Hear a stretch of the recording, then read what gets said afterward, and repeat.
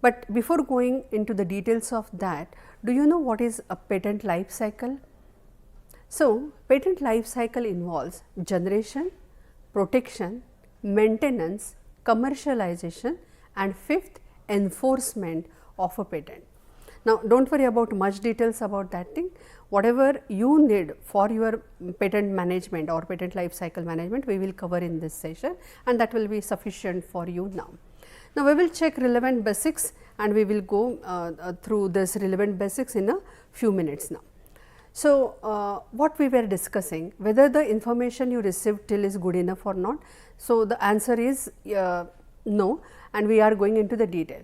Now, when you are talking about patent strategy, diffusion in the market of your technology or international presence of your product or services, you need